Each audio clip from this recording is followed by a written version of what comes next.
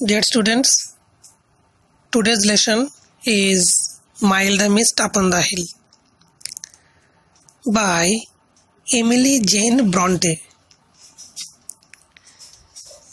প্রিয় ছাত্রছাত্রী, আজকের লেসন বা আমাদের আজকের পাঠ হলো mild the mist upon the hill, যেটা লিখেছেন একজন বিখ্যাত ইংলিশ পোয়েটেস, একজন বিখ্যাত ইংলিশ মহিলা কবি এমিলি জেন ব্রন্টে। মনে রাখবে, এমিলি জেন ব্রন্টে কিন্তু একজন ফিমেল পোয়েট। তো প্রথমে আমাদের জানতে হবে যে mild the mist upon the hill, কবি যে টাইটেলটা দিয়েছেন কবিতার mild the mist upon the hill, এর অর্থটা কি?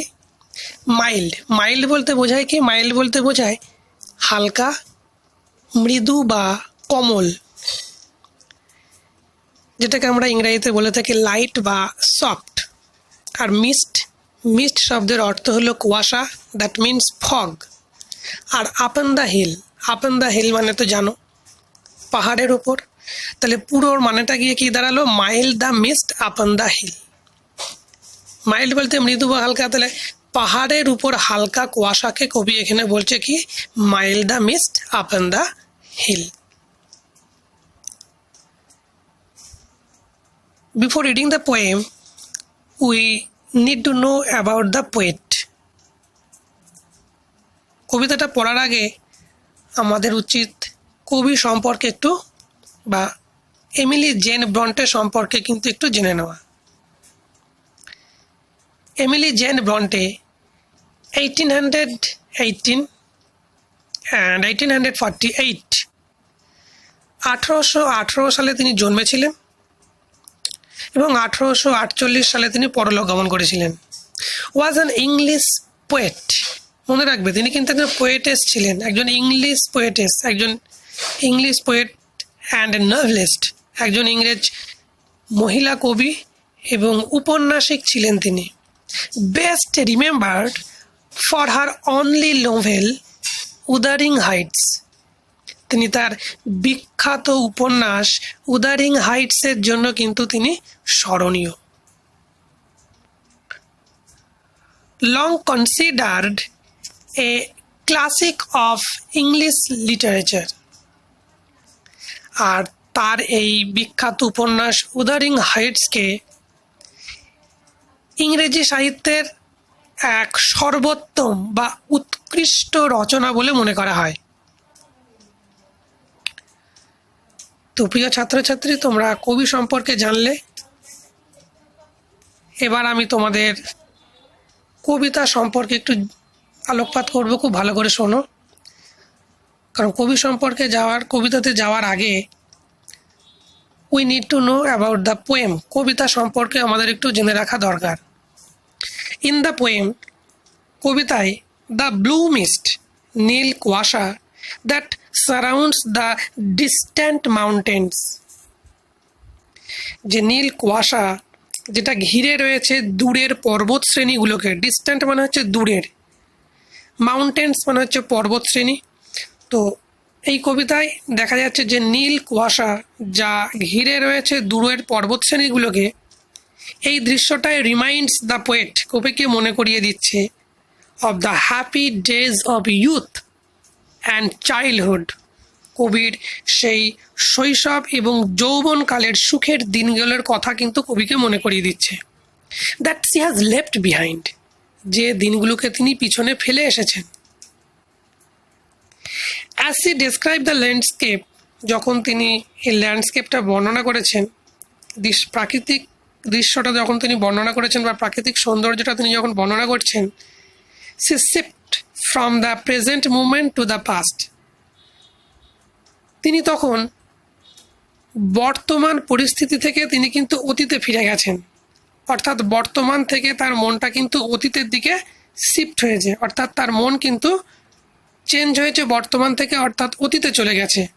And then to the present again, তারপর তার মন আবার পাস্ট থেকে কিন্তু পুনরায় প্রেজেন্টে ফিরে এসেছে। অর্থাৎ এই কবিতাটা ভালো করে পড়লে আমরা বুঝতে পারবো যে টোটাল এই কবিতাটায় কিন্তু 4টে প্যারা রয়েছে, 4টে স্ট্যাঞ্জা আছে। তো প্রথম স্ট্যাঞ্জায় কবির আমরা প্রেজেন্ট সিচুয়েশন, সেকেন্ড স্ট্যাঞ্জাতে আমরা পাচ্ছি কবি পাস্টে ফিরে গেছেন এরকম কিছু, আবার থার্ড স্ট্যাঞ্জাতে দেখতে পাচ্ছি কবি আবার প্রেজেন্টে ফিরে এসেছেন, আবার শেষের স্ট্যাঞ্জাতে বা ফোর্থ স্ট্যাঞ্জাতে আমরা দেখতে পাচ্ছি কবি কিন্তু আবার পাস্টে ফিরে গেছেন। তাহলে এই যে এই পোয়েমের সিকোয়েন্সটা কীরকম? প্রেজেন্ট পাস্ট, অর্থাৎ কবি বর্তমান থেকে অতীতে গেছেন, আবার অতীত থেকে বর্তমান, আবার তিনি বর্তমানে ফিরে এসেছেন। তো এখানে আমরা দেখতে পাচ্ছি যে the poet sees blue mist, কবি দেখেছেন নীল কুয়াশাকে, that covers the distant mountain, যে ব্লু মিস্টটা ঢেকে রয়েছে বা আচ্ছন্ন করে রেখেছে দূরের পাহাড়গুলোকে।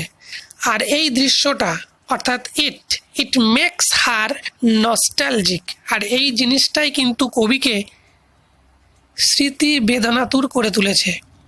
অর্থাৎ এখানে কিন্তু বুঝতে পারছি আমরা যে it makes the poet completely nostalgic.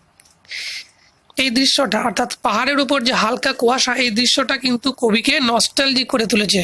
Nostalgic শব্দের অর্থ হলো স্মৃতি বেদনাতুর, অর্থাৎ স্মৃতিচারণ ঘটনা, মানে স্মৃতিচারণ করা, শৈশব বা যৌবনের দিনগুলোকে স্মৃতিচারণ করাকে বা স্মৃতি রোমন্থন করাকে বলা হয় নস্টালজিক।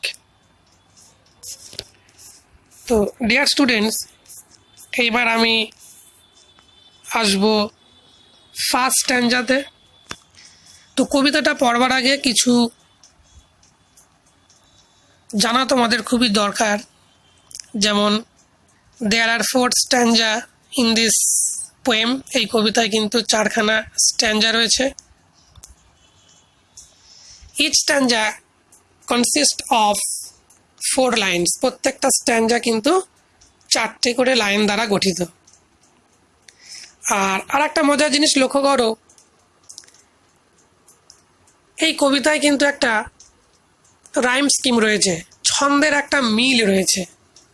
ফার্স্ট লাইনের সঙ্গে থার্ড লাইনের, আবার সেকেন্ড লাইনের সঙ্গে ফোর্থ লাইনের, যেমন হিল, আবার দেখো থার্ড লাইনে আছে ফিল, সেকেন্ড লাইনে মরো, আবার ফোর্থ লাইনে আছে সরো। ঠিক এইরকমভাবে দেখো পরপর ফার্স্ট লাইনের সঙ্গে থার্ড লাইন এবং সেকেন্ড লাইনের সঙ্গে কিন্তু ফোর্থ লাইনের একটা মিল রয়েছে, অর্থাৎ এটাকে আমরা বলি কি রাইম স্কিম। তো ডিয়ার স্টুডেন্টস, প্রথমে আমি তোমাদেরকে ফার্স্ট স্ট্যাঞ্জাটা পড়াচ্ছি, খুব ভালো করে শোনো। Mild the mist upon the hill, পাহাড়ের উপর হালকা কুয়াশা, অর্থাৎ হালকা কুয়াশায় ঢাকা পাহাড়টা। Telling not of storms tomorrow, telling বলতে এখানে কি বলা, telling not of storm tomorrow, বলে আগামীকাল আর ঝড় নয়, বা আগামীকাল যে কোনো ঝড় হবে না সেই বার্তাই কিন্তু আমাদের দিচ্ছে পাহাড়ের উপর হালকা কুয়াশাটা। অর্থাৎ কবি পাহাড়ের উপর হালকা কুয়াশা দেখেছেন এবং হালকা কুয়াশাটা কিন্তু বলে দিচ্ছে যে আগামীকাল আর কোনো ঝড়ঝঞ্ঝা হবে না। তো ওখানে টেলিং বলতে, টেলিং মিনস ফোরকাস্টিং করা, এখানে টেলিং শব্দটির দ্বারা কিন্তু পূর্বাভাসকে বোঝানো হয়েছে। No, the day has wept its fill, কবি বলছেন না, the day has wept its fill, দিনটা অঝরে কাঁদছে বা দিনটা অঝরে ঝরছে। তো এখানে দেখো কবি কিন্তু যে the word no suggest that the misty day will not be followed by storms the next day, কবি এখানে নো শব্দটির দ্বারা নিশ্চিত যে কুয়াশাচ্ছন্ন দিনের পর আর ঝড় আসবে না, এ ব্যাপারে কবি নিশ্চিত, আর এই জন্যই কিন্তু কবি নো শব্দটাকে ব্যবহার করেছেন। The day has wept its fill, দিনটা অঝরে ঝরছে, অর্থাৎ অঝরে ঝরছে বলতে বোঝানো হয়েছে যে সারা দিন ধরে বৃষ্টি হচ্ছে, অর্থাৎ একটা বর্ষণ মুখর দিন। এখানে কিন্তু প্রশ্ন হয় যে what does the expression the day has waved its fill, তখন তোমাদের লিখতে হবে যে it refers it rains throughout the day, যে সারাদিন ধরে বৃষ্টি হচ্ছে এরকম একটা দিনকেই কিন্তু কবি এখানে বুঝিয়েছেন। Spent it store of silent সরো, আর কি করছে, স্পেন্ট ইট স্টোর, দিনটা যেন স্পেন্ট কাটিয়ে ফেলছে বা খরচ করছে, spent it store of silent সরো, আর দিনের মধ্যে যে নীরব দুঃখগুলো জমে আছে সেই নীরব দুঃখগুলোকে কিন্তু সে আস্তে আস্তে বৃষ্টির মাধ্যমে বা বৃষ্টির মধ্যে দিয়ে কিন্তু ঝরিয়ে ফেলছে। তাহলে ফার্স্ট স্ট্যাঞ্জার মানে আমরা কি জানতে পারলাম, যে পাহাড়ের ওপর হালকা কুয়াশা, আগামীকাল যে কোনো ঝড় হবে সেরকম কোনো বার্তা দিচ্ছে না, দিনটা অঝরে ঝরছে, মানে সারাদিন ধরে প্রচণ্ড বৃষ্টি হচ্ছে, অর্থাৎ it has been raining through out the day, সারাদিন ধরে প্রচণ্ড বৃষ্টি হচ্ছে। Spend it store of silent সরো, এবং দিনটা তার মধ্যে জমে থাকা সব নীরব দুঃখকে বা বেদনাকে কিন্তু সে বৃষ্টির মাধ্যমে ঝরিয়ে ফেলছে। তো এখানে একটা গুরুত্বপূর্ণ জিনিস লক্ষ্য করো, যে the poet imagines the day to be a person, এখানে কিন্তু কবি দিনকে এক ব্যক্তি রূপে কল্পনা করেছেন। The poet imagines the day to be a person, এটা কিন্তু মাথায় রাখবে, কবি এখানে দিনটাকে কিন্তু একটা পার্সন রূপে কল্পনা করেছেন বা ব্যক্তি রূপে কল্পনা করেছেন। তো এখানে আমরা দেখতে পাচ্ছি কবি এখানে একটা ফিগার অফ স্পিচ ব্যবহার করেছেন, যেটাকে আমরা বলি পার্সনিফিকেশন, অর্থাৎ ব্যক্তিগুণ আরোপ করা। কোনো জড় বস্তুর মধ্যে যখন আমরা ব্যক্তিসত্তার গুণাবলী প্রদান করি বা কোনো জড় বস্তুর মধ্যে যখন আমরা প্রাণ দিই, তখন আমরা সেটাকে বলে থাকি পার্সনিফিকেশন বা ব্যক্তিগুণ আরোপ করা। অর্থাৎ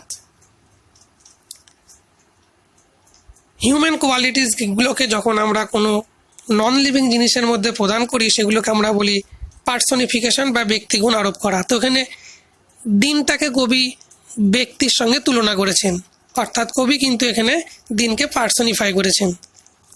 আর একটা জিনিস খেয়াল রাখবে যে হোয়াট ডাজ সাইলেন্ট সরো মিন, এখানে সাইলেন্ট সরো বলতে কি বোঝানো হয়েছে, সাইলেন্ট সরো বলতে বোঝানো হয়েছে নীরব দুঃখকে, অর্থাৎ the expression silent sorrow means the gloomy day.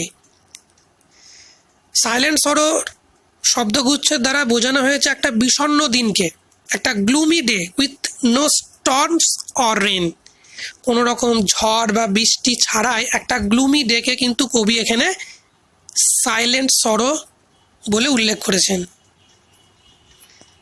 তো ডিয়ার স্টুডেন্টস, এবার দেখো আমি সেকেন্ড প্যারাতে আসছি বা সেকেন্ড স্ট্যাঞ্জাতে আসছি।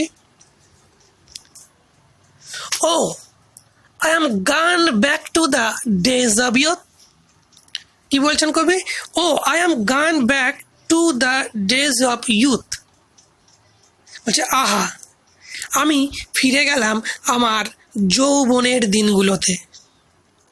I am a child once more, আমি আর একবার শিশুতে পরিণত হলাম বা আমি আর একবার শিশু হয়ে গেছি।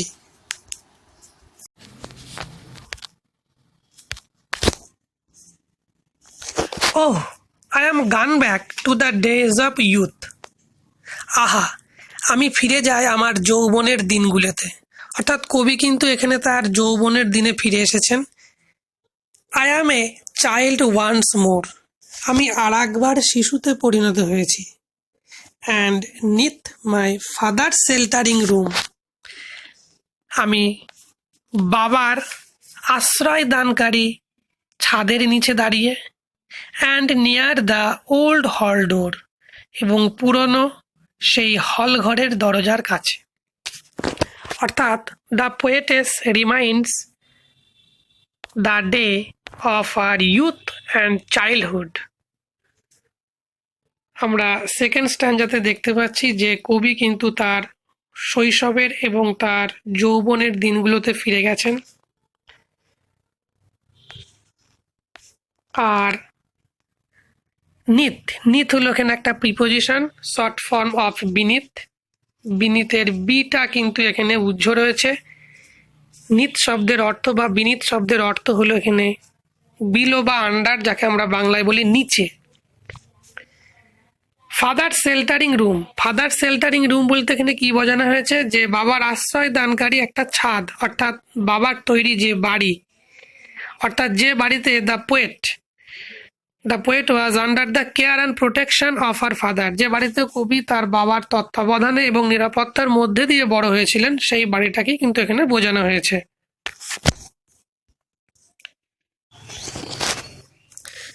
এবার দেখো third stanza. I watch this cloudy evening fall, আমি দেখছি একটা মেঘাচ্ছন্ন একটা সন্ধেকে নেমে আসতে। After a day of rain, এক বর্ষণমুখর দিনের পর। সারাদিন অবিশ্রান্ত বৃষ্টি হয়েছে।